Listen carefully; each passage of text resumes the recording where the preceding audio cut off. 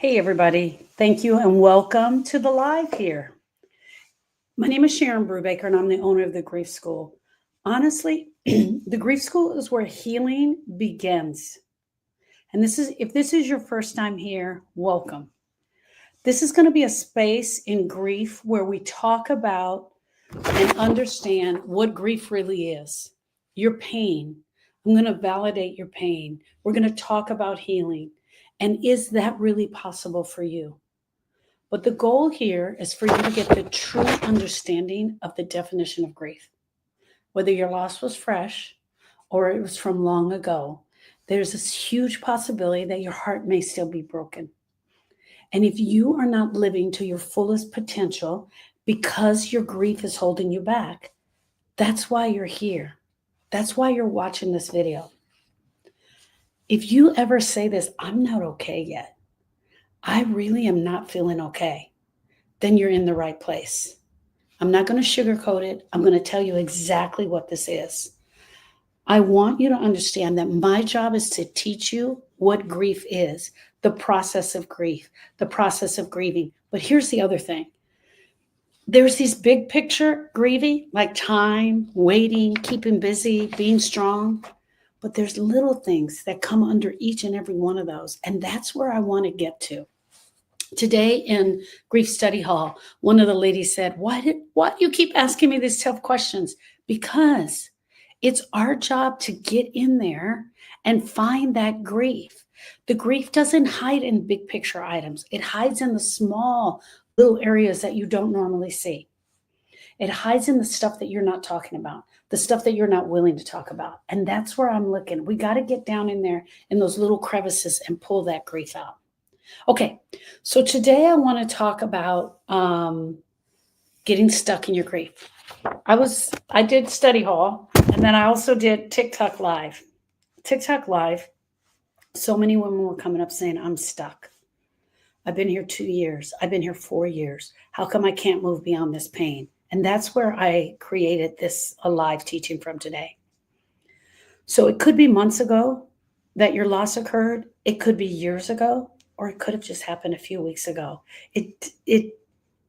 Time doesn't matter in that instance, because the truth is people saying they're stuck happens at all times. I've had people that haven't even done the funeral yet and they're telling me they're stuck. It's this feeling of being stuck, right? Okay. Time alone will not heal your grief. Let me say that again. Time alone will not heal your grief. And what happens to a lot of us is that the person standing next to us or sitting with us, who is our friend, bless their little hearts, are going to tell us to just give it time. So, because I'm going there, I wrote something just about time. What does time do for you in your grief? Time makes you realize how long it's been since you've seen them. 1 month, 6 months, a year. It's been 19 years since I've seen Austin. It's been 19 years. And it's going to be 11 years since I've seen Donovan. Since you've heard their voice, how long has it been since you've heard their voice? Since you felt their hug? Since you've laughed with them or said their name? How long has it been have you said their name out loud without the tightening in your throat? Time does not heal your pain on its own. And even though that's the biggest advice we're going to be given, but time does do a few things. It shows you what area you are unresolved in. It shows you what area the grief is still hanging out in. It reveals what you've been avoiding. Is that you? It reveals what you've been avoiding. Time will give you space. It gives you space to realize you can't outrun this pain. You cannot run fast enough. The other thing is you will never be strong enough. You have to face this pain. Time might soften the edges a little, but it won't process the grief for you. You have to do that yourself.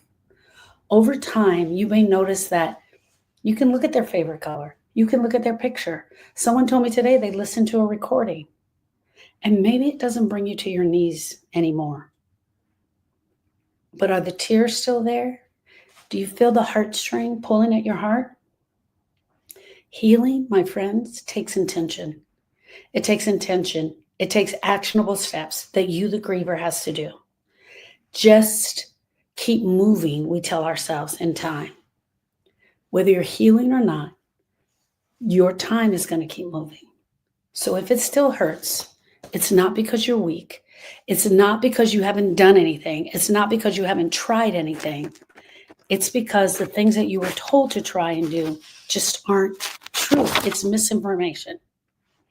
So now we're going to get real and compassionate with you about the grief. I want you to know most people were never taught how to grieve. We were mostly taught how to distract or to stay busy or to keep moving. You might be stuck. You might feel like, I can't do this. You might be avoiding your grief without even realizing it. You might be stuck because it doesn't feel safe. It doesn't feel safe for you. Or maybe you're stuck because nobody ever told you that grief lives in your entire body. It goes into every cell. It goes into your heart. It's in your brain. Maybe no one's told you this is a full body experience and you're going to feel it in every aspect. Maybe no one ever told you that not only is your heart going to hurt, this is one of the things for me. Not only did my heart hurt, my back hurt. I had headaches. My eyesight became very blurry in my grieving. I remember a woman who came to me about 2 years ago, and she was starting to stutter in her words. She finally admitted that she'd never said his name out loud. She just said he. And that we were talking and talking and talking. And then finally, I asked her, why do you never say his name? And she said, because I can't. Because she honestly felt that if she uttered his name, that she would fall down right there. And that would be the end of her. Grief lives in our body. It lives in our thoughts. It tells us things about grief. Okay. These are a few tips for you if you're feeling stuck. I want to give you a few tips. Number one, start talking about it. Talk about the pain. Hey, marker. You know what? On the last live, I left the top off of that one. It's got to moisten up again. Okay. Talk about the pain. Talk about the grief pain.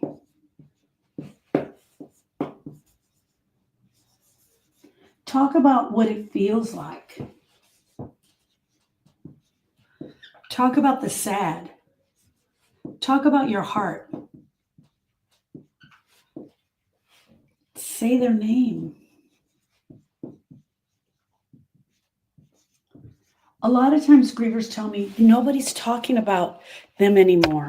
Nobody's talking about her. And here's my question to you. Are you still talking about her? Are you saying their name? Are you still talking about people, about your person? Say it out loud. Say what happened. Say it out loud so they understand that you're grieving. Say what happened. What happened to you? What happened to them? I'm having a hard time with my notes. Hold on. Let me back this up. All right. I want to make sure that you guys are able to see this. Okay.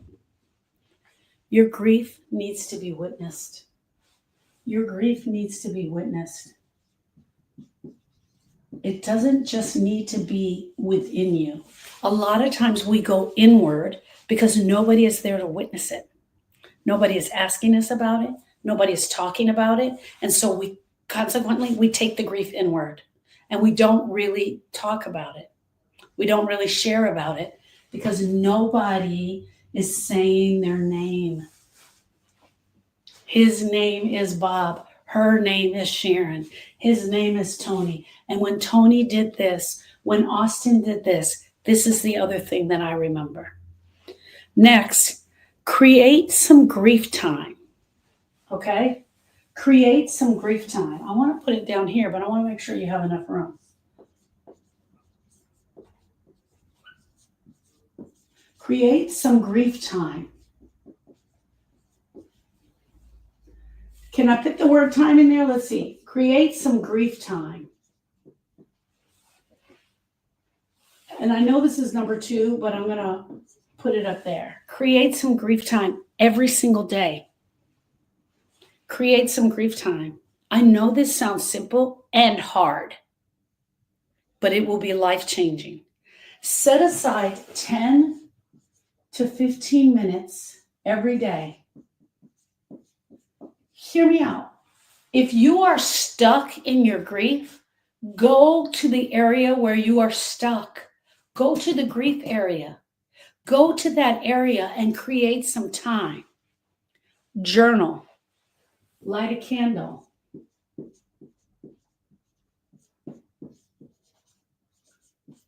Listen to music. Look at pictures. There's a lot of things that you can do with your person in your designated grief time. Talk to your person. Talking to your person is not waddling in the grief. This is grief care, my friends. This right here is grief care. Creating some grief time. Talk about your grief. Talk about the dang grief. Talk about how hard the battle is. My friend Julie, her dad asked her one day, how's the battle? And she was able to do that. Okay. Write down what you're avoiding. Write down in a list the parts of grief you're avoiding. What is this? What are you avoiding? Are you avoiding crying? Are you avoiding talking? Are you avoiding the sharing? What memory do you not allow to come into your brain? And you could just write the Six Flag memory, right? Write about it. And then once you write about it, what you're avoiding, talk to someone about it. Come to Grief Study Hall and share it. Create some grief time and go over it. In your grief time, you can write a list of what you're avoiding. Are you avoiding a memory? Are you avoiding saying their name? Are you avoiding the strength? Are you being so strong that you're avoiding the grief altogether? This one was number 3.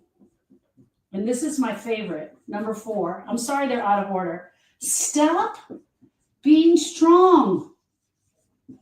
This is me. We talked about this today in the live, in the TikTok live. I talked about this a lot. If you are out there acting as if you're strong or pretending to be strong, guess what's going to happen? You're going to be strong right through the grief.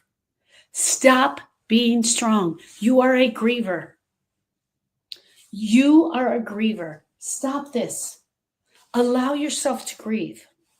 I'm the oldest daughter of 5. I live in the be strong.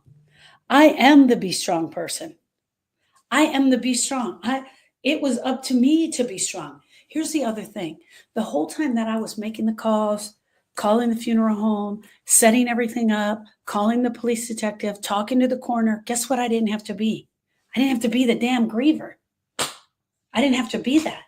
I got to be all the other things. I was the person that they asked the questions of. But guess what? This prolonged my grief. Because after everything was said and done, and they were placed to rest, I couldn't get out of this. I couldn't get out of the strong. And so I had to use things like wine to help me get out of the strong. You will never be strong enough to get past this. You will not, I promise you. It is our job to create a space where grief is normal. Create a space where grief is normal. Where is that? Where is that for you? Where is that space for you? Is it in your house? Is it with your family?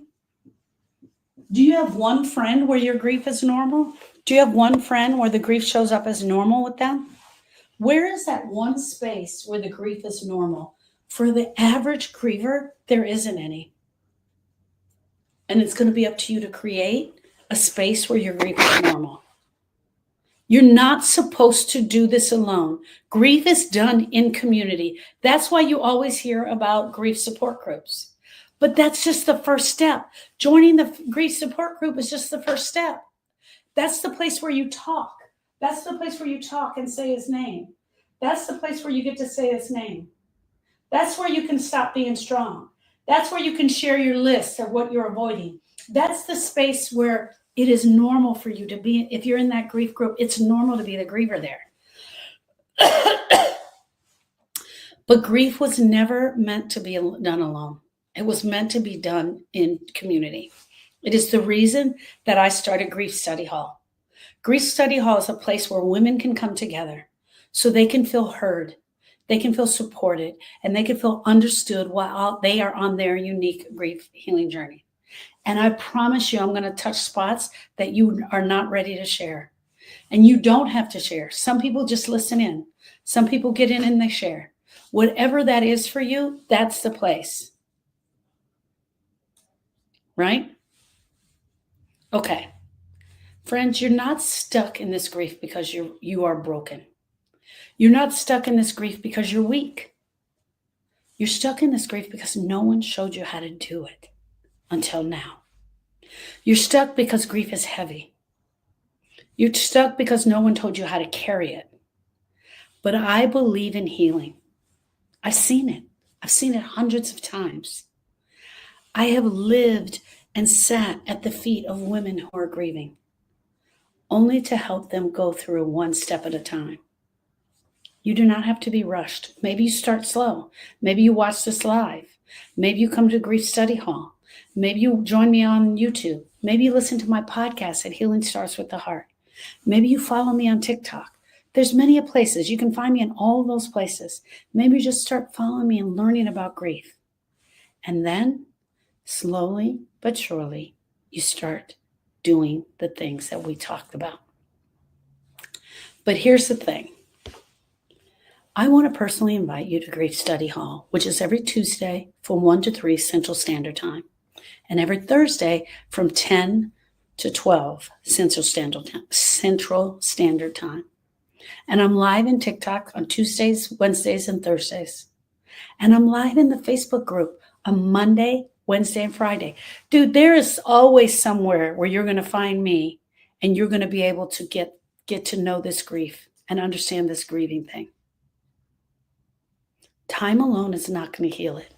Sitting and just waiting in time is not going to heal it. There's no pressure. Maybe you're just going to watch the lives for a while, and that's okay. But here's the thing I want to tell you about. I'm writing a book called Grieve That Shit. Should be out April 30th. And right now you can join the wait list. Also, you can click the link in this description and find out all the things about me. Download the Griever's Guide. Find out how to get me in TikTok. Find out about the YouTube. It is up to you to take one step towards me. I'm in all these places for you. Take one step towards me and let me help you break it down. All right? I'll see you guys on the other side. Thank you.